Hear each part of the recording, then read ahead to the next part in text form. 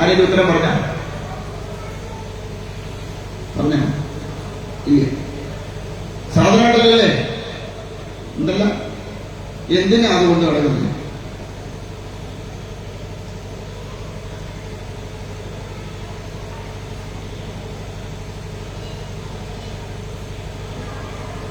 ചിലര് പറയും കല്യാണം കഴിഞ്ഞെന്നുള്ളതിന്റെ ലൈസൻസാണ്.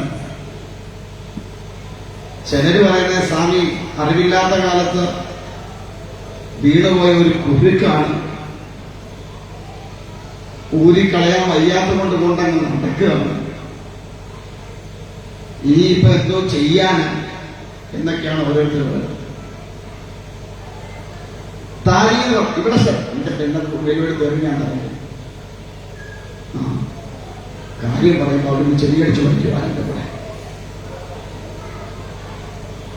അറിയാമോ താലി എന്ന് പറഞ്ഞു? ഇല്ല. അന്നേരം താലി കേൾക്കൂ. ഇവനെ കൊണ്ട് മടുത്തല്ലോ എന്നാണ്. അങ്ങോട്ട് മാറി തന്നെ 4 ചീത്ത വിളിച്ചാലും കുഴപ്പമില്ല. പറയുമ്പം ശ്രദ്ധിച്ചിരിക്കണം. കണ്ണുരുട്ടി കാണിച്ചുകൊണ്ട് മാത്രം ശ്രദ്ധയാണില്ല. ഓരോരുത്തരും നോക്കുന്നതാണ് ഞാൻ ഇവിടെ ഇരുന്ന് മുഷാവും. ആ പരുവത്തിലാണ് നോക്കണേ. ഉരുകിപ്പോ എന്നാ വല്ലതും പിടി കിട്ടിയോ അന്നേരം പട്ടന. അതുകൊണ്ട് കാര്യമായില്ല. എല്ലാം പറയുമ്പോൾ ശ്രദ്ധിച്ചിരിക്കണം. ആചാര്യന്മാർ പറയും ശ്രദ്ധാവാൻ ലഭതേ ജ്ഞാനം എന്നാണ്. ശ്രദ്ധയുള്ളവന് ജ്ഞാനം ഉണ്ടാകുള്ളൂ. ഏത് കർമ്മം ചെയ്താലും അതിനായിരിക്കണം ശ്രദ്ധ. ആ ശ്രദ്ധ തെറ്റിയാൽ ആ കർമ്മത്തിന് ഫലപ്രാപ്തി കുറയും, അതോടൊപ്പം പൂർണ്ണതയിലെത്തുകയില്ല. അതുകൊണ്ട് പറയുമ്പോൾ ശ്രദ്ധിച്ചിരിക്കണം. നാളെ നിങ്ങളോട് ആരെങ്കിലും വന്ന് ചോദിക്കുക, കൊച്ചു വന്ന് ചോദിക്കുക എന്തിനാണ് ഈ സാധനം തൂക്കിയിട്ടേക്കെന്ന് ചോദിച്ചാൽ എന്തോ പറയും? അച്ഛൻ കെട്ടിയ കുരുക്കാൻ മക്കളെ എന്ന് പറയും. അല്ലേ? താലി എന്ന് പറഞ്ഞാൽ നഷ്ടപ്പെട്ട ഒന്നിനെ തന്നിലേക്ക് ലയിപ്പിച്ചതെന്തോ അത് താലി. ശ്രദ്ധിച്ചിട്ടുണ്ടോ? നഷ്ടപ്പെട്ട ഒന്നിനെ തന്നിലേക്ക് ലയിപ്പിച്ചതെന്തോ അത് താലി. എന്തായി നഷ്ടപ്പെട്ടതാണ്?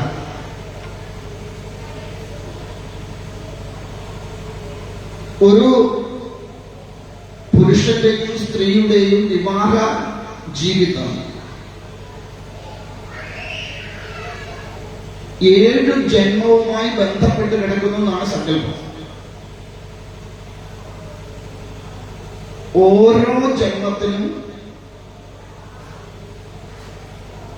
ആ ജീവന്റെ അവസ്ഥ കഴിയുമ്പോൾ രണ്ടും വേറുപെടും. വേറുപെട്ട് കഴിഞ്ഞാൽ വീണ്ടും അതിനെ കൂട്ടി ചേർക്കാൻ ആണ് വിവാഹം. അപ്പൊ പൂർവജന്മത്തിൽ നഷ്ടപ്പെട്ടുപോയ ഒന്നിനെ വീണ്ടും തന്നിലേക്ക് ലയിപ്പിക്കാൻ കാരണമായതെന്തോ അതാണ് താലി. തന്നിലേക്ക് ലയിപ്പിച്ചത് താലി. പിടികിട്ടിയോ?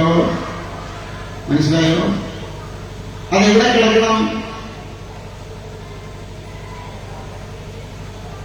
ആ മാലയെ കിടക്കണം, അല്ലെ കഴുത്ത കിടക്കണം. അത് കിടക്കേണ്ടത് ഇവിടാണ്. കണ്ഠത്തിലാണ് ബന്ധിക്കുക. കണ്ഠത്തിലല്ല, കണ്ഠത്തില്. ഇനി കണ്ഠത്തിലാണ് സ്വാമി ബന്ധിച്ചല്ലോ എന്ന് പറയരുത്. എന്തിനാ അവിടെ ചേർത്ത് കിട്ടുന്നത്? പ്രാണന്റെ സ്വരൂപമാണ് ഭർത്താവ്. പ്രാണപ്രിയൻ എന്ന് പറയും. ഇവിടെ കുത്തിപ്പിടിച്ചാൽ എന്ത് പറ്റും? ഒന്നും പറ്റൂല. എന്താ പറ്റും? ഇങ്ങനെ ഇരിക്കുന്നതാണ് അല്ലേ? അതുകൊണ്ട് ആ കണ്ഠത്തിനോട് ചേർത്ത് ബന്ധിക്കുന്നത് തന്റെ പ്രാണന്റെ ഒഴുക്കിനെ നിയന്ത്രിക്കുന്നവരാണ് തന്റെ പതി എന്ന സങ്കല്പത്തിലാണ് അവിടെ ചേർത്ത് കിട്ടണം.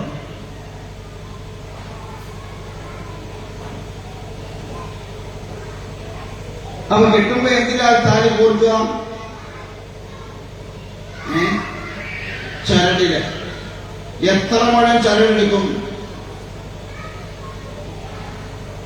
ചേട്ടന്മാർക്കെല്ലാം പറയാമോ എത്ര മുഴം ചരടെടുക്കും താലി കോർക്കാൻ?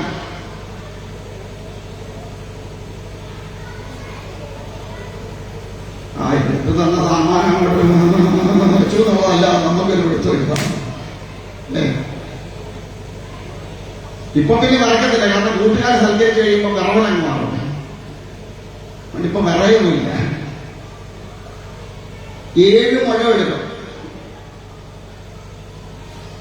7 മുഴം ചരടെടുത്ത് അതിനെ ഒന്നായിട്ട് ചേർത്ത് നിർത്തി. ചിടങ്ങളിൽ ചില വ്യത്യാസങ്ങളുണ്ട്. ചിലയിടത്ത് നേരെ മഞ്ഞച്ചണ്ടിൽ കോർക്കും, ചിലയിടത്ത് വെള്ള നൂല് അതിൽ മഞ്ഞൾ പുരട്ടി ഉണക്കി അതിലാണ് താലി കോർക്കുക. എന്തിനായി വെള്ള നൂലില് മഞ്ഞൾ പുരട്ടി അതിൽ താലി കോർക്കണതാണ്? സമാധാനത്വവും ഐശ്വര്യവും അത് രണ്ടും നിന്റെ ജീവിതത്തിൽ ഉണ്ടാവണം എന്ന സങ്കല്പത്തിലാണ്. വെള്ള സമാധാനത്തിന്റെയും മഞ്ഞള ഐശ്വര്യത്തിന്റെയും സ്വരൂപമായിട്ടാണ് കണക്കാക്കുക. അതുകൊണ്ടാണ് ഈ പത്മങ്ങളൊക്കെ ഇടുമ്പോൾ, സ്വസ്തിയൊക്കെ ഇടുമ്പോൾ വെള്ളയും മഞ്ഞയും ഇടുന്നതിന്റെ കാരണം അതുകൊണ്ട്. സമാധാനവും ഐശ്വര്യവും, ഒരു പൂജ ചെറിയ ഒരു കർമ്മം ചെയ്താൽ അതിൽ കൂടി സമാധാനവും ഐശ്വര്യവുമാണ് ഉണ്ടാവേണ്ടത്. അതിനുവേണ്ടിയാണ് ഇടുക. അപ്പൊ സമാധാനത്തിന്റെയും ഐശ്വര്യത്തിന്റെയും പ്രതീകമായിക്കൊണ്ട് ആ നൂലിൽ കോർക്കുന്ന താലിക്ക് പറയുന്ന മറ്റൊരു പേരാണ് മംഗല്യ സൂത്രം. ആ ശാന്തിയും സമാധാനത്തോടും കൂടി ജീവിക്കുമ്പോ അവിടെ എല്ലാം മംഗളമായിട്ട് ഭവിക്കും. ആ മംഗളം നൽകുന്ന സൂത്രമാണ് മംഗല്യ സൂത്രം, അല്ലെ മംഗളത്തെ എത്തിക്കാനുള്ള സൂത്രമാണ് മംഗല്യ സൂത്രം. ജീവിതത്തിൽ മംഗളം ഉണ്ടാവുക എന്നതാണ് പ്രധാനം.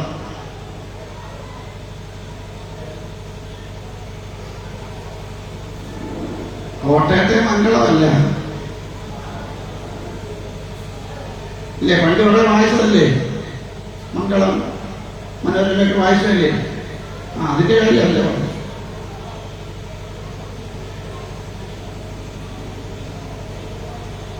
അപ്പോ അത്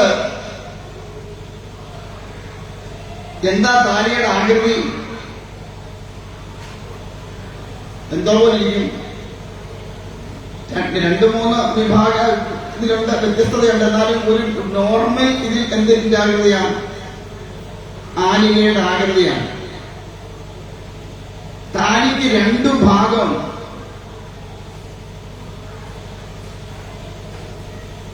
ഏതൊക്കെയാ 2 ഭാഗം?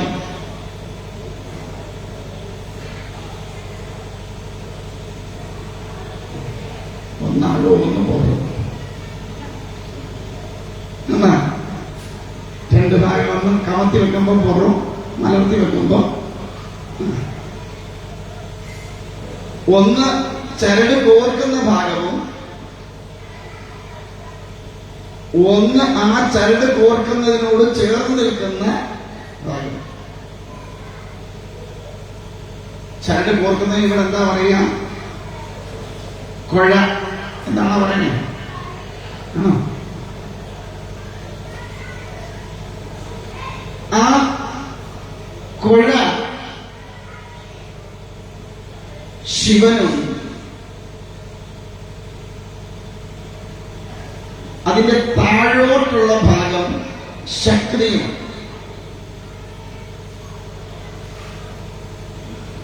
ശിവ ശക്തി സംയോഗത്തിന്റെ പ്രതിരൂപമാണ് താലി. അതിൽ യാതൊരു വിധമായ അഴുക്കുമില്ല. കെട്ടുമോ ഉണ്ടോ? സ്വർണം അഗ്നിയിൽ ശുദ്ധി വരുത്തി ശിവശക്തി സംയോഗത്തെ ചിന്തിച്ചുകൊണ്ട് ഉണ്ടാക്കിയെടുക്കുന്നതാണ്. പക്ഷെ പിന്നീട് ചില കാരണങ്ങൾ കൊണ്ട് അതിലെല്ലാം പലരുടെയും ഇതിൽ അഴുക്ക് പറ്റാറുണ്ട്. അത് പല വിധത്തിലാണ്. ചിന്ത കൊണ്ടോ പ്രവൃത്തി കൊണ്ടോ ഒക്കെ അഴുക്കുകൾ പറ്റും. പക്ഷെ അഴുക്ക് പറ്റാൻ പാടില്ല എന്നാണ്.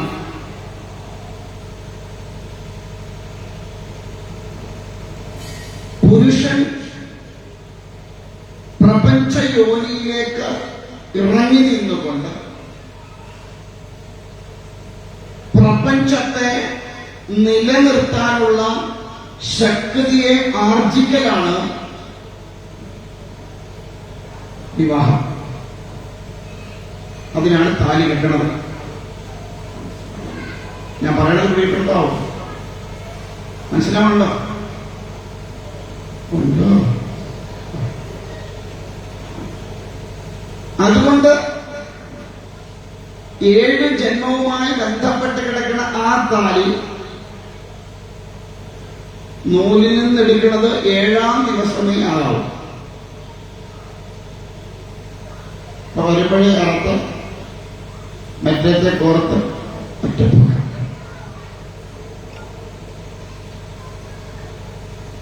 ഇപ്പെല്ലാം ഫാഷനും. അത്ര ആ ശിവശക്തി സംയോഗത്തിന്റെ പ്രതിരൂപമായതുകൊണ്ടതിനെ ശുദ്ധമായിട്ട് സൂക്ഷിക്കണം.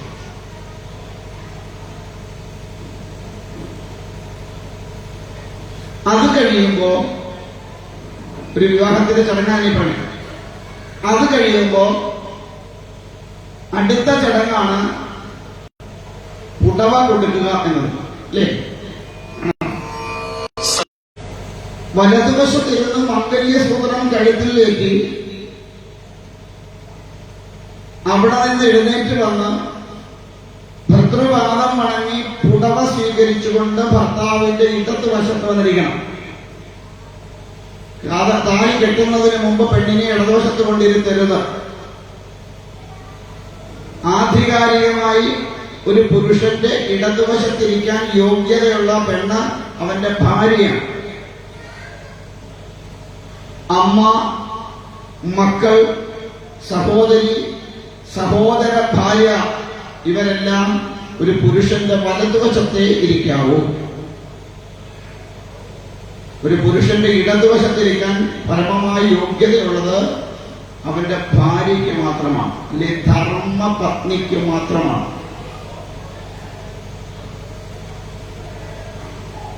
ആ മംഗല്യസൂത്രം അണിച്ച് പുടവയും കൂടി വാങ്ങിക്കഴിയുമ്പോൾ മാത്രമേ പകുതി ഭാര്യ പൂർണ്ണാവില്ല.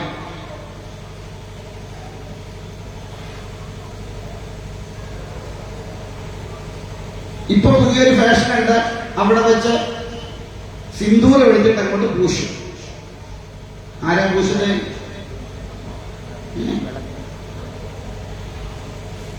ആരാ സിന്ദൂരം തുളിക്കുന്നത്?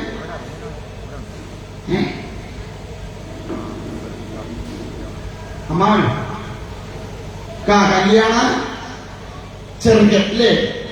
സത്യത്തിൽ അവിടെ വെച്ച് സിന്ദൂരം തൊടേണ്ടത് ചെറുക്കനല്ല, പെൺകുട്ടിയാണ്.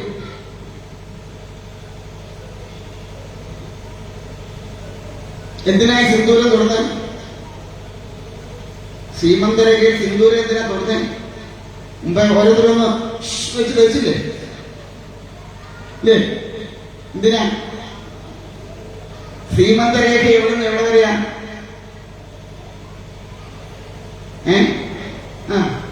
എവിടുന്ന് എവിടെ വരെയാ?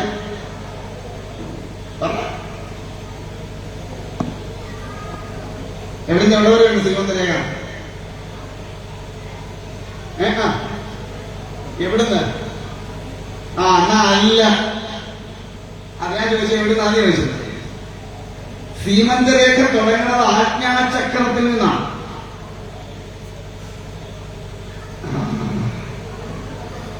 അതായത് ഇവിടുന്ന് തുടങ്ങും സീമന്തരേഖ.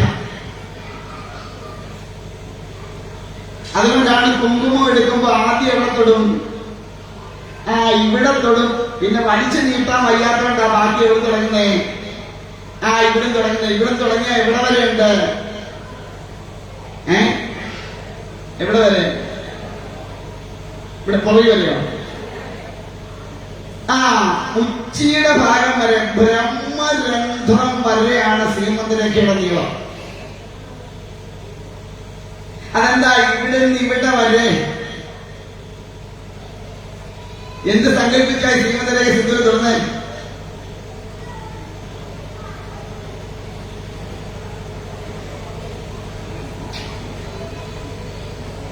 അതിങ്ങനെ എടുത്തു വെച്ചാലും ഇപ്പം ഈർക്കിലൊക്കെ ചാലിച്ചിട്ട് ഇങ്ങനൊരു തൂപ്പും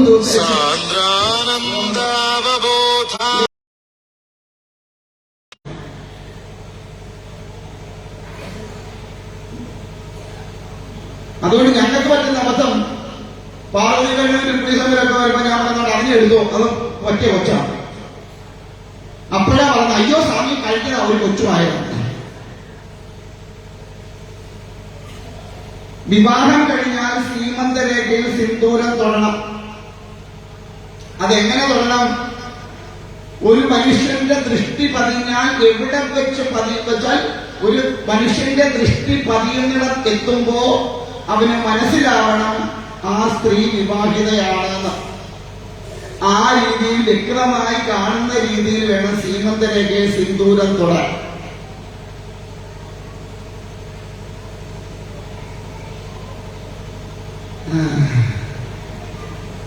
ചിലർ പറയും സ്വാമി തൊട്ടാൽ വേഗം ഓലിക്കുന്ന.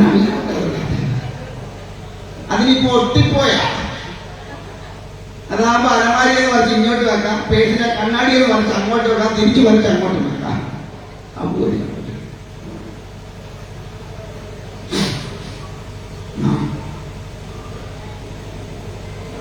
എന്തുകൊണ്ടാണ് ഇവിടെ തുടങ്ങുന്നതെന്ന് പറഞ്ഞ് ജീവനാകുന്ന ഞാൻ മൂലാധാരത്തിൽ നിന്നുണർന്ന് ഇവിടെ എത്തി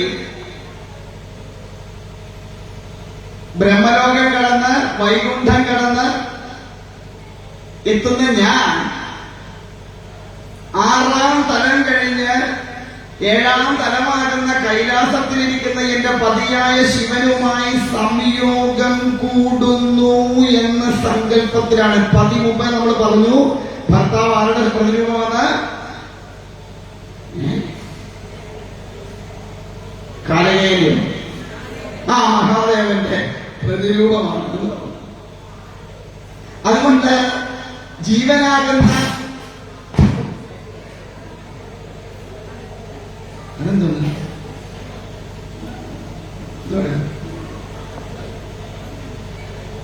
ജീവനാകുന്ന പാർവതിയാവുന്ന ഞാൻ പരമാത്മ സ്വരൂപനായിരിക്കുന്ന പരമേശ്വരനിരിക്കുന്ന കൈലാസത്തിലെത്തി. കൈലാസം ഇവിടെ എത്തി ആ പരമ്പൊരുളുമായിട്ടുള്ള യോഗം കൂടലാണ്, അല്ലെ അതിന്റെ സങ്കല്പമാണ് ശ്രീമന്തരേഖയില് സിന്ദൂരം ചാർത്തുന്നത്. ഞാൻ പറഞ്ഞു ചുവപ്പ് തന്നെ വേണം. എന്താ കാരണം?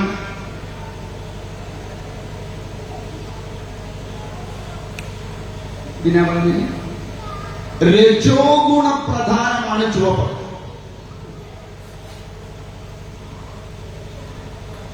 ആ രജോ ഗുണത്തിൽ നിന്ന് കടന്ന് പരമാത്മാവായിരിക്കുന്ന ശിവനിലേക്ക് സംയോഗം കൂടുമ്പോൾ അവിടെ സാത്വിക ഗുണമെത്തും. അപ്പോഴാണ് ആനന്ദമുണ്ടാകും. കഴിഞ്ഞ ദിവസം ഞാൻ പറഞ്ഞു ഭർത്താവിനെ സ്നേഹിക്കരുത്, പിന്നെന്ത് ചെയ്യാവുന്ന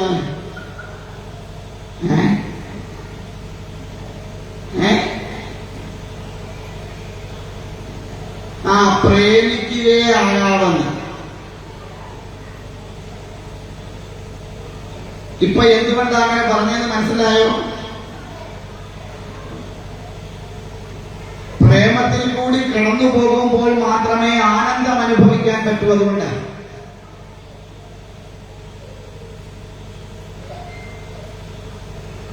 രണ്ട് ശരീരങ്ങൾ തമ്മിൽ ഇഴുകിച്ചേരുമ്പോഴല്ല സുഖം, രണ്ട് ഹൃദയങ്ങൾ തമ്മിൽ ഇഴുകിച്ചേരുമ്പോഴാണ് സുഖം. മറ്റേത് ശരീരങ്ങൾ ഇഴുകുമ്പോൾ സൃഷ്ടിക്ക് കാരണമാകും, ഹൃദയങ്ങൾ ഇഴുകുമ്പോൾ മുക്തിക്ക് കാരണമാകും. രണ്ട് വ്യത്യാസമുണ്ട്.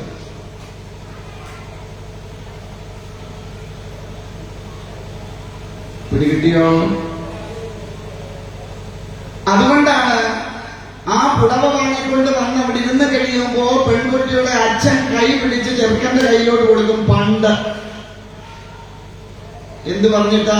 ആ പണ്ട് പറഞ്ഞതിന്റെ കാരണം പറയാം. എന്ത് പറഞ്ഞിട്ടാ കൊടുക്കുക? എന്റെ പ്രാണനായി ഞാൻ കരുതിയിരുന്ന എന്റെ ജീവന്റെ അംശമായ എന്റെ പുത്രിയെ ഞാനിതാ നിന്റെ കൈകളിലേക്ക് ഏൽപ്പിക്കുന്നു. രക്ഷിക്കാനും ശിക്ഷിക്കാനുമുള്ള പരിപൂർണ അധികാരത്തോടുകൂടി നിന്റെ കൈകളിലേക്ക് ഞാൻ ഏൽപ്പിക്കുകയാണ്. ഇന്നു മുതൽ നീയാണ് അവളുടെ ഭർത്താവും പിതാവും രക്ഷകനും എല്ലാം നീ തന്നെയാണ്. അതുകൊണ്ട് നീ ഇവളെ സ്വീകരിക്കണം എന്ന് പറഞ്ഞുകൊണ്ട് കൈ വെച്ചു കൊടുക്കുമ്പോൾ ആ കയ്യിൽ ഒരു സാധനം വെച്ചു കൊടുക്കും. എന്താണ്? വെറ്റില. എന്തിനാ വെറ്റില വെച്ച? വാഴല വെച്ചപ്പോഴാണ് എന്തെങ്കിലും ഒരു ഇടപെട്ടായി. ആ വെറ്റില എങ്ങനെയാ വെക്കുക?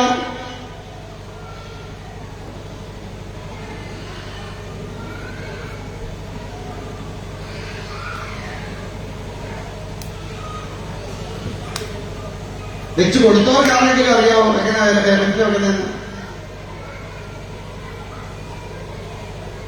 ആരുടെ കയ്യിൽ വെക്കും?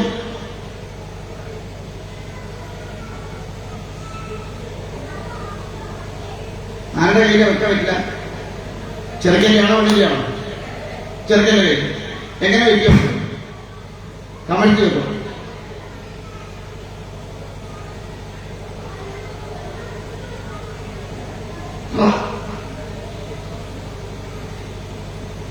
ഓ, ഇതിനെക്കൊണ്ട് കഴിഞ്ഞു ഞങ്ങൾ അല്ലേ? വെറ്റില മലർത്തി വയ്ക്കും. ചെറുക്കന്റെ കയ്യിൽ മലർത്തി വെക്കും. വെറ്റില വെക്കുമ്പോ എങ്ങനെ വെക്കും? മലർത്തിയാ വെക്കണമെന്ന് പറഞ്ഞു. ആ വെറ്റിലയുടെ ഇരിപ്പെങ്ങനെയാ കൈക്കുള്ളില്? ശ്രദ്ധിച്ചു കണ്ടോ? ഇതുവല്ലോ പാണ്ടാന്ന് സദ്യ ഉണ്ടാക്കി വരാൻ പോകുന്ന കല്യാണം കാണാൻ പോകുന്നു. വന്നിട്ട് എങ്ങനെ ഉണ്ടായിരുന്നില്ലേ കല്യാണം? ഓ, ഒന്നും കാണാൻ പറ്റില്ല. ഭയങ്കര തിരക്കായിരുന്നു ഇവിടെ ഉണ്ണുന്നിടത്ത്. നമ്മളങ്ങോട്ട് ചെന്നു. ചെറുക്കന്റെ അച്ഛനെയോ അമ്മയോ എല്ലാം കണ്ടു കഴിഞ്ഞാൽ 250 രൂപ പൊതിഞ്ഞ് കിട്ടി. അതിനകത്തോട്ട് ഇടയ്ക്കൂടെ എല്ലാവരുടെ കൊടുക്കുമ്പോഴേ കൊടുക്കും. കാരണം ആരാ കൊടുത്തെന്ന് അറിയരുതല്ലോ. അതിന് ഇടയ്ക്കൂടെ തിരികെ കൊണ്ടിരിക്കുക. എന്റെ കോളത്തിൽ അവിടെ ക്യൂതിക്കാൻ. അന്നേരം അതിന് കല്യാണത്തിൽ എത്രേ അങ്ങനെ അടക്കാൻ മതി അല്ലേ? വെറ്റില വെക്കുമ്പോ ഇങ്ങനെ വെക്കും. ശ്രദ്ധിച്ചോണം. ഞാനിങ്ങനെ പിടിക്കുന്നത് മുറിഞ്ഞു പോകാതിരിക്കണം. നീ ചെറുക്കൻ ഇങ്ങനെ പിടിക്കുമെന്ന് ചോദിക്കരുത്. നിങ്ങൾ അതും ചോദിക്കും. അതെ, എന്റെ കൈക്ക് ഊർന്നു പോകാതിരിക്കണം ഞാനിങ്ങനെ പിടിക്കുന്നത്. ഇല്ല, ചെറുക്കന്റെ കൈ ഒടിച്ചൊന്നുമല്ല. ഇങ്ങനെ പിടിച്ചാൽ വെറ്റില വെക്കണമോ വെറ്റിലയുടെ ഞെട്ട് ഭാഗം എപ്പോഴും കൈവെള്ളಕ್ಕೆ പുറത്തിരിക്കും. പിടികിട്ടിയാവും. വെറ്റിലയിൽ വെற்றிയില്ലെന്നാണ് വിജയം കൊണ്ടുതരുന്ന വിജയനല്ല. അത് ഏത് വിജയനാ സാധിക്കുക?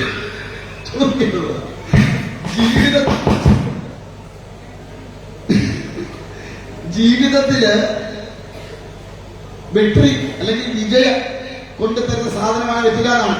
അതെന്താ കാരണം എന്ന് ചോദിച്ചാൽ സർവ്വദേവതകളും കുടികൊള്ളുന്ന ഇലയാണ് വെറ്റില. അതുകൊണ്ടാണ് ദക്ഷിണാദി കർമ്മങ്ങൾക്ക് ഏറ്റവും കൂടുതൽ ഉപയോഗിക്കുന്ന കാരണം. തന്നെയുമല്ല, പ്രധാനമായിട്ട് 3 ദേവതമാര് കുടികൊള്ളുന്നതായിട്ടാണ് സങ്കല്പം. ഒന്ന് നമ്മുടെ ചേട്ടത്തി, നിങ്ങളുടെ ജ്യേഷ്ഠ, മൂശേട്ട. ഒന്നത്. മധ്യഭാഗത്ത് സരസ്വതി.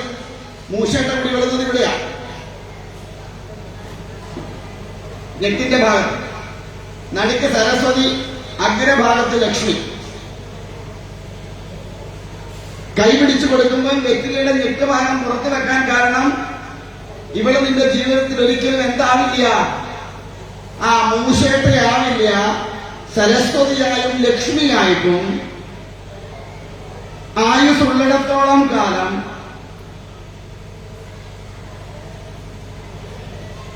നിന്റെ ജീവിതത്തിൽ സുഖത്തിലും ദുഃഖത്തിലും താങ്ങും തണലുമായി കഴിഞ്ഞുകൊള്ളും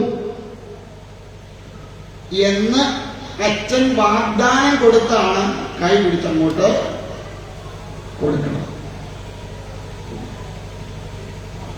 ഇപ്പൊ നമ്മൾ അങ്ങോട്ട് കയറി വിളക്ക് കൊണ്ട് വെച്ചാൽ ഉടനെ നമ്മുടെ സ്വഭാവം ഏതാ?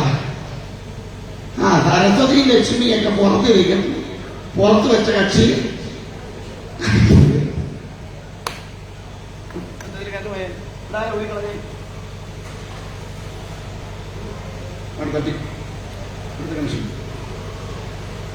അപ്പൊ ജ്യേഷ്ഠ ഭഗവതിയെ പുറത്തിരുന്നു.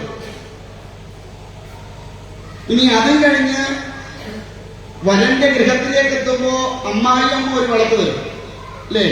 കത്തിച്ച വിളക്കാൻ എന്തിനാ? ഇരിക്കട്ടെ മക്കളെ, എന്റെ സ്വഭാവം മാറുവാണെ അന്നേരം തലക്കിട്ടതെല്ലാം നല്ല സാധനം കാലമുള്ളത് ഇതേ ഉള്ളൂ. അതിനാണ് കത്തിച്ച വിളക്കെന്നിട്ട് എന്താ പറയുക?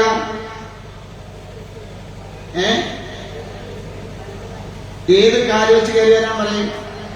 അതെന്നാ ഇടതുകാല് വെച്ച് തന്നെ കുഴപ്പം? ഞട്ടുണ്ടോ ഇടതുകാലിൽ? അതുകൊണ്ടാണ്. എന്താ ഈ വലത്തുകാല് വെച്ച് കയറി വരാൻ പറയണ കാര്യം? ഈ വിളക്കെത്തിനെ കത്തിച്ചേരുന്നേ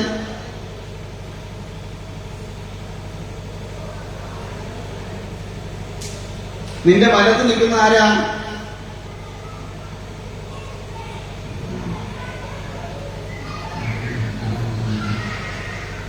കല്യാണം കഴിഞ്ഞ് വരുന്ന പെണ്ണിന്റെ വലതുവശത്ത് നിൽക്കുന്ന ആരാ? അവളുടെ ഭർത്താവ്. എന്തിനാ വിളക്ക് കത്തിച്ചു വരുന്നതെന്ന് ചോദിച്ചാൽ, ഈ ദീപം ഏതൊരു വിധത്തിലാണോ ജ്വലിക്കുന്നത്, പ്രകാശം പരത്തുന്നത്, അതേപോലെ നീ ഈ ഗൃഹത്തിന്റെയും നിന്റെ വലതുവശത്ത് നിൽക്കുന്നവന്റെയും ജീവിതത്തിൽ എന്തായിട്ട് തീരണം? പ്രകാശമായിട്ട് തീരണം. അല്ലാതെ അഗ്നി കൊണ്ട് അവനെ കത്തിക്കണം എന്നല്ല അർത്ഥം. അതുകൊണ്ട് വലതുകാലിൽ വെച്ച് കയറാൻ പറഞ്ഞതിന്റെ കാരണം, നിന്റെ വലതുവശത്ത് നിൽക്കുന്നവന്റെ കൂടെ ചേർന്ന് നിന്നുകൊണ്ട് നീ ജീവിക്കണം എന്ന സങ്കല്പത്തിലാണ്. മനസ്സിലായോ? പിടികിട്ടുന്നുണ്ടോ ഞാൻ പറയണേ? അല്ല, വെറുതെ ഒരു കാട്ടിക്കൂട്ടല. ഇപ്പൊ എല്ലാം കാട്ടിക്കൂട്ടല കല്യാണം. ഇപ്പൊ എന്തെല്ലാം ആ പെണ്ണ് ഡിസ്കോ കളിച്ച് അങ്ങോട്ട് വരുന്നുണ്ട്. പിന്നെ കല്യാണം ആവുമ്പോ കൂട്ടുകാർ പറയണ കാണും, അവന്മാർ നമ്മുടെ തലയിൽ ഏതാണ്ടൊക്കെ കോരി ഒഴിച്ച് നമ്മുടെ കല്യാണത്തിന് വിളി കേട്ടോ. വേറൊരുത്തിന്റെ അടുത്ത് ചെന്ന് കളിക്കത്തില്ല, വേവര് പറയും. നമ്മുടെ ആവുമ്പോ എന്ത് കോപ്രായം കാണിച്ചാലും അതെല്ലാം ആവിഷ്കാര സ്വാതന്ത്ര്യമായിട്ട് മാറുമല്ലോ. കാലേവാരി നിലത്തടിക്കണം അവനേക്ക്. ഏത് കൂട്ടുകാരനായാലും കൂട്ടുകാരിയായി ഒറ്റ കീറോട് ഇറങ്ങിപ്പോണത് വേണം. ഒരു ജീവിതത്തിന്റെ ഏറ്റവും ശ്രേഷ്ഠതമമായ മംഗളമുഹൂർത്തത്തിൽ ഇതുപോലെ കോപ്രായം കാണിക്കുന്നതിനും പെരക്കകത്ത് കയറരുത്. ചെവിക്കല്ലടിച്ച് പറത്തി വിടണം അവന്റെയൊക്കെ.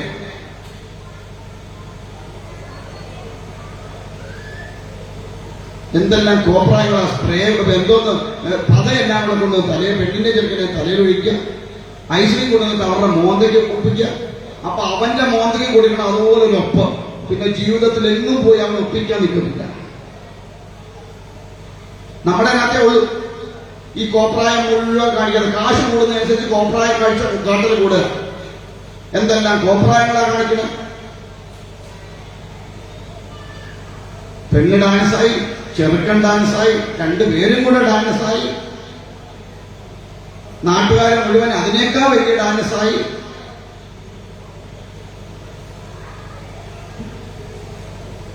അതുകൊണ്ട് എന്താ അങ്ങോട്ട് കയറി ചെന്നതിന് 3-ാം ദിവസം പൊട്ടിക്കറ്റിക്ക് പോരുക. എന്താ പറ്റി? അഡ്ജസ്റ്റ് ആവുന്നില്ല. എന്നാലും തടിയോട് 4ാമത് കെട്ടാൻ പോരും. സീരിയൽ നോടിയ സിനിമാടിയുണ്ട്. ചോദിച്ചെന്താ ഈ 3 ഡൈവേഴ്സിന് 4ാമത്? ആദ്യത്തേത് എനിക്ക് അങ്ങോട്ട് അഡ്ജസ്റ്റ് ചെയ്യാൻ പറ്റില്ല, അതുകൊണ്ട് അത് ഡൈവേഴ്സ് ചെയ്യാം. 2ാമത്തേതോ അവൻ അഡ്ജസ്റ്റ് ചെയ്യാൻ പറ്റില്ല, അതുകൊണ്ട് കിട്ടും. 3ാമത്തേതോ ഞങ്ങളുടെ വീട്ടുകാർക്ക് അഡ്ജസ്റ്റ് ചെയ്യാൻ പറ്റിയില്ല, എന്റെ 3ാമത്തെ കിട്ടും. ഇനിയിപ്പോ 4ാമത്തെ കെട്ടാൻ പോവാ, ഇനി ആര് അഡ്ജസ്റ്റ് ചെയ്യുമോ ആവാ. ഇതാ അവസ്ഥ.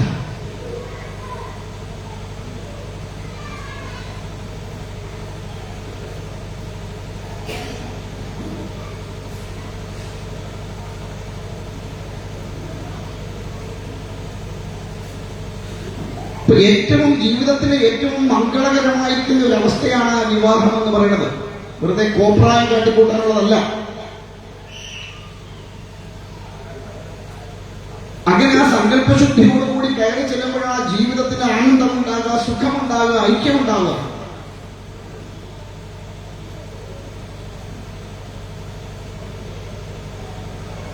ഇപ്പൊ പിന്നെ പുതിയൊരു ഫാഷനോടെ വന്നിട്ടുണ്ട്. എന്താണ്? വിളക്ക് അങ്ങോട്ട് വെച്ചാ ഉടനെ അമ്മായി എന്തോ കൊടുക്കണേ, ആ വാള് ഊരി കൊടുക്കണം, അല്ലെ അമ്മായി അമ്മ അന്ന് തുടങ്ങും ചുരുട്ടാൻ. അല്ലേ? ഞാൻ നോക്കിയിട്ട് അതിനകത്ത് ഒറ്റ കാര്യമുള്ള, അവള് മനസ്സിൽ കണക്കൂടിയാ കൊടുക്കുന്നില്ല. എന്താണെന്നറിയാമോ? ഇവിടെ ഊരി കൊടുക്കുമ്പോഴേ അവള് കണക്കൂട്ടിയാ കൊടുക്കുന്നത്. തള്ളെ ഞാൻ നിങ്ങളെ പൊന്നു പോലെ നോക്കും. എപ്പോ? നിങ്ങളുടെ ഈ പൊന്നുണ്ടെങ്കിൽ കാശുണ്ടെങ്കിൽ. അല്ല, എനിക്ക് നിങ്ങൾ വട്ട പൂജ്യമാണ്, ചവിട്ടിക്കൂട്ടി മൂലയിൽ എടുത്തും മര്യാദയ്ക്കിടുന്നില്ലെങ്കിൽ. ഈ രണ്ട് കാര്യമുണ്ട്. അതിപ്പം തുടങ്ങിയൊരു ഫംഗ്ഷനാണ്.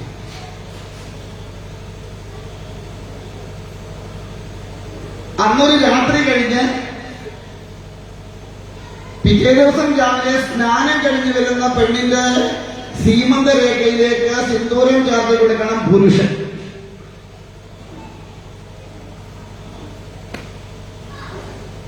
അല്ലാതെ കതിർമണ്ഡപത്തിൽ വെച്ചല്ല പുരുഷൻ സിന്ദൂരം ചേർത്തി കൊടുക്കേണ്ടത്. കതിർമണ്ഡപത്തിൽ വെച്ച് ആ പെൺകുട്ടി, ഇനി അങ്ങനെ ഉണ്ടെങ്കിൽ, പണ്ട് കാലത്തൊന്നും ഇല്ലായിരുന്നു, കുറെ കാലങ്ങളെ ആയിരുന്നു ആ ഒരു ഫാഷൻ വന്നിട്ട്. ആരാണ്ട് എങ്ങാണ്ട് ഏതാണ്ട് കാണിച്ചു വെച്ചെന്റെ പുറകിൽ പോയതാ. എന്തിനാണെന്ന് അറിയില്ല. ഈ താലി കെട്ടാൻ പോകുന്നവന് അറിയത്തില്ല താലി കെട്ടുന്നത് എങ്ങനെയാണെന്നല്ലേ, കെട്ടുന്നത് എന്തിനാണ്, താലി എന്താണെന്ന് അറിയത്തില്ല, കൈപിടിച്ച് കൊടുക്കുന്ന എന്തിനറിയത്തില്ല, പുടവ് കൊടുക്കുന്ന എന്തിനാണെന്ന് അറിയത്തില്ല, ഇതൊന്നും അറിയത്തില്ല. കെട്ടാൻ പറഞ്ഞോ കെട്ടി, അവസാനം പൊട്ടാൻ പറഞ്ഞോ പൊട്ടി. അത്രയേ ഉള്ളൂ നമുക്കറിയത്തുള്ളൂ. ഇത് കാണുമ്പോൾ നാട്ടുകാരും ഞെട്ടി. ഇത്രയേ ഉള്ളൂ സംഭവം. എന്തിനാ സീമന്തരെ സിന്ദൂരം ചേർക്കുന്ന വെച്ചാൽ അറിഞ്ഞൂടാ. ആരാണ്ടെങ്ങാണ്ട് കാണിച്ചപ്പോ ഇപ്പൊ നാട്ടുകാർ മുഴുവൻ കാണിക്കുന്നത് ഉടനെ അടുത്ത് പുഷ്കളാണ്. കതിർമണ്ഡപത്തിൽ വെച്ച് സിന്ദൂരം സീമന്തരകളിൽ ചേർക്കുന്ന പെണ്ണാണ്. കാരണം ഇത്രയും കാലം, അല്ലെങ്കിൽ ഈ നിമിഷം വരെ എന്റെ ജീവിതത്തിൽ ഒരു പുരുഷൻ സ്വന്തമായിട്ടുണ്ടായിരുന്നില്ല. അതുകൊണ്ട് എന്റെ മനസ്സോ ചിന്തകളോ ഒക്കെ മറ്റു പല വഴിക്കും പോയിട്ടുണ്ടെങ്കിൽ അത് മുഴുവൻ ഉപേക്ഷിച്ചുകൊണ്ട് ഇന്നു മുതൽ എന്റെ ചിന്തയും വാക്കും പ്രവൃത്തിയും ഈ ശരീരവും മനസ്സും എല്ലാം ഈ ഒരേ ഒരു പുരുഷന് വേണ്ടി ഞാൻ സമർപ്പിക്കുന്നു. അതെന്റെ പ്രാണനാഥനാണ്, പരമേശ്വരനാണെന്ന സങ്കല്പത്തിൽ ആ സിന്ദൂരമെടുത്ത് സീമന്തരേഖയിൽ ചാർത്തണം. പിറ്റേ ദിവസം രാവിലെ സ്നാനം കഴിഞ്ഞ് വരുമ്പോ രണ്ടുപേരുടെ ഐക്യപ്പെട്ടെങ്കിൽ സ്നാനം കഴിഞ്ഞ് വരുമ്പോ ആ സിന്ദൂരം എടുത്ത് പരിപൂർണമായിട്ട് നീ എന്റേതായിരിക്കുന്നു, ഇന്നു മുതൽ നിന്റെ രക്ഷകൻ ഞാനാണ്, സംരക്ഷകൻ ഞാനാണ്, നിനക്ക് വേണ്ടതെല്ലാം എന്നാലാവും വിധം തന്നുകൊള്ളാം എന്ന സങ്കല്പത്തിൽ ആ സീമന്തരേഖയിലേക്ക് സിന്ദൂരം ചേർത്തി കൊടുക്കണം.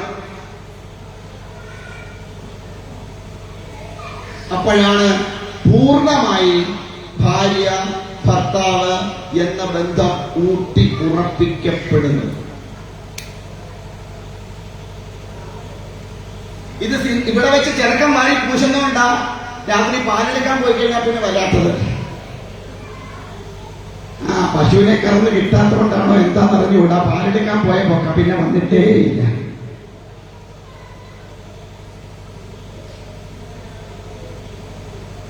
മനസ്സിലാവുന്നുണ്ടോ? എന്തൊക്കെയോ അന്ധവിശ്വാസങ്ങൾ വെച്ച് പുലർത്തിക്കൊണ്ട് ഓരോന്ന് കാട്ടിക്കൂട്ടി പോവാ. ആരാ എവിടാ എന്താ എങ്ങനെയാണെന്നൊന്നും അറിയില്ല. ആരെങ്കിലും പറയാം അങ്ങനെ പൂശടാ, അവനുടനെ അങ്ങനെ പൂശും, ഇങ്ങനെ പൂശടാന്ന് പറഞ്ഞാൽ അവൻ ഇങ്ങനെ. കൂട്ടുകാരെ പറയും മാറി ഇന്ന് പൂശടാന്ന് പറഞ്ഞാൽ അവൻ മാറി ഇന്ന് പൂശും. ഇത്രയേ ഉള്ളൂ. പിന്നെ അവനൊന്ന് വീശും. ഇത് രണ്ടും കൂടെ ആകുമ്പോ സുഖം.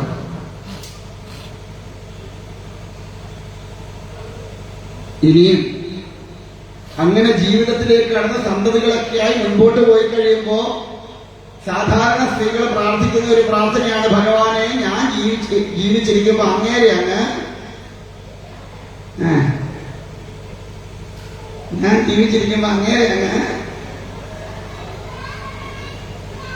കൊണ്ടുപോക്കുവാണേ ഭഗവാനെ, ഞാൻ പോയി കഴിഞ്ഞാൽ അങ്ങനെ വിട്ടേക്കില്ല. എന്താ കാരണം? ഞാൻ പോയി കഴിഞ്ഞാൽ അങ്ങനെ നിന്നിട്ട് നമുക്കെന്താ കാര്യം? ചില നേരത്തെ അങ്ങനെ പോയ ഇത്രയും കാലത്തെ സുഹൃത്തുപോയി ആ ഒരു വീട്ടുകൂട്ടി കുറച്ചു കാലമെങ്കിലും സ്വതന്ത്രമായിട്ട് ജീവിക്കാറില്ല അല്ലേ? അതുകൊണ്ടാണ് ഒരിക്കലും ഒരു സുമംഗലി പ്രാർത്ഥിക്കരുത്, ഞാൻ ജീവിച്ചിരിക്കെ ഭർത്താവിനെ കൊണ്ടുപോകണേ. ഒരു സ്ത്രീയുടെ ജന്മം പൂർണ്ണതയിലെത്തുന്നത് 4 ഘട്ടത്തിൽ കൂടി നാ സങ്കല്പം. ഒന്ന് വിവാഹിതയാവുക, 2 നൊന്തു പ്രസവിക്കുക. അത് ശ്രദ്ധിച്ചു വേണം, നൊന്തു പ്രസവിക്കുക പരിപാടിയല്ല, നൊന്തു പ്രസവിക്കുക. ആ കുഞ്ഞിന് മുലയൂട്ടാൻ കഴിയുക, സുമംഗലിയായിട്ട് മരിക്കാൻ കഴിയുക. ഈ 4 ഘട്ടം കഴിഞ്ഞാൽ ആ ജന്മം പൂർണ്ണമായി.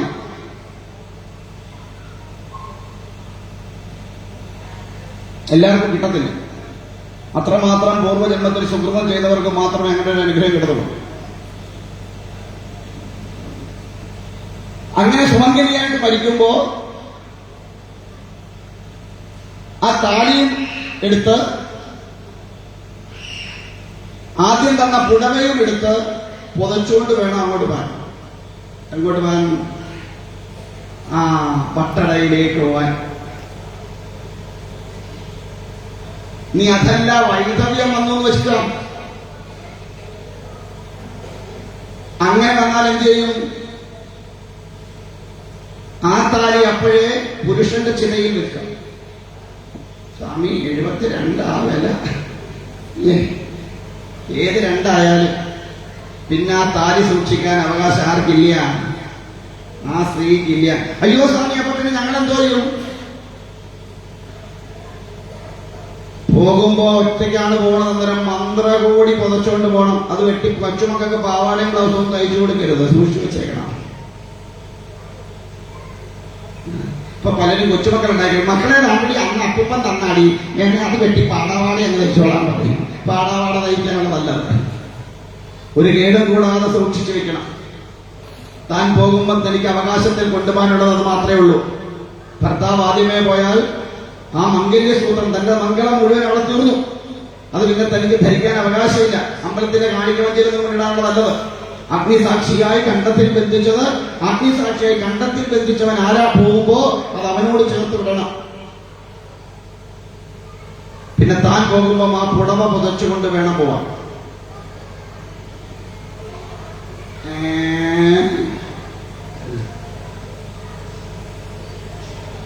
മനസ്സിലാവുന്നുണ്ടോ?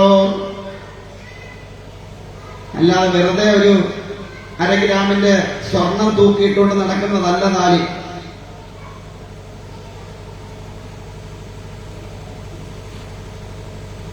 അതുകൊണ്ടാണ് അതിന് കരുത്ത് കൂടുന്നത്.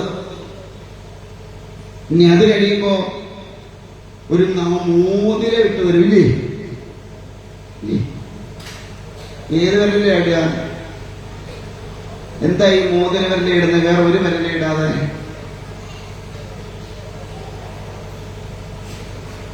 പറയാമോ? എന്തുകൊണ്ടാ മോതിര വിരലെ ഇടുന്നത് വേറൊരു വിരലെ ഇടാതെ?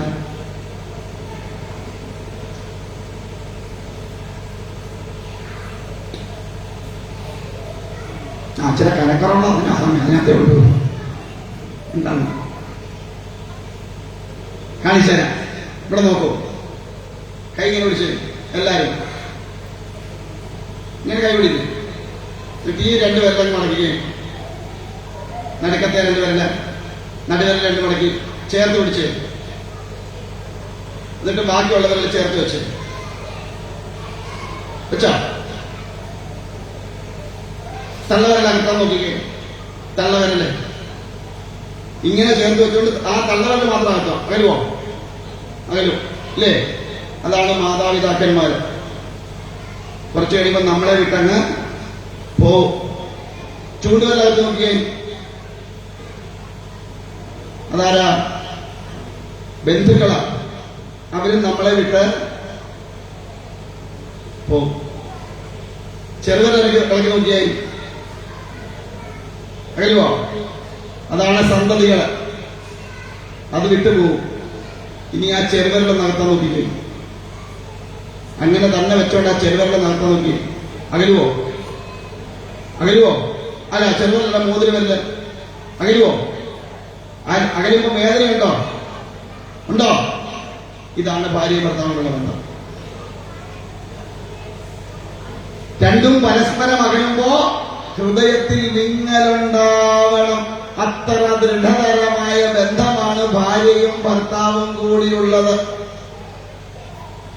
അതുകൊണ്ട് ആ മോതിരവിരലിലേക്ക് ആ മോതിരിടാനുള്ള കാര്യം. പിടികിട്ടിയോ? പിടികിട്ടിയോ? ആ, ഇനി ഇത്രയും മതി. അത്യാവശ്യത്തിനുള്ള ആയില്ലേ? അയ്യാ, ഇനി ഒന്നുകൂടെ പറയട്ടെ. അവിടെ പറഞ്ഞിരുന്നോ? ആരെങ്കിലും താലിമാല കൂടി തലയാണക്കി വെക്കോ?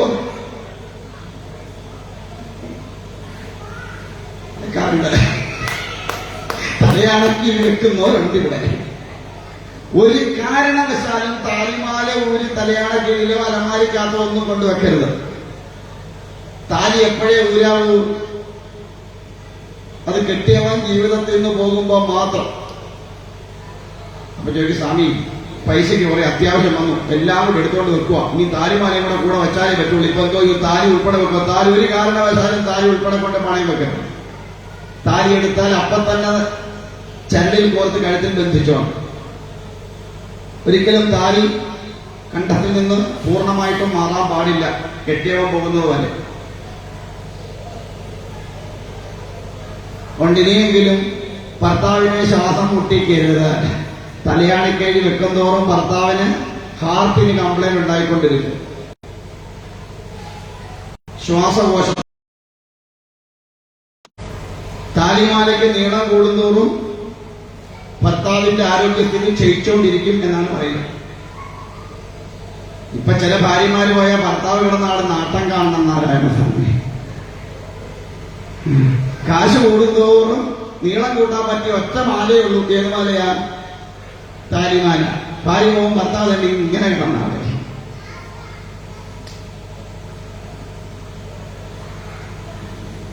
മനസ്സിലായോ? അങ്ങനെ നിൽക്കട്ടെ. ബാക്കി സൗകര്യം പോലെ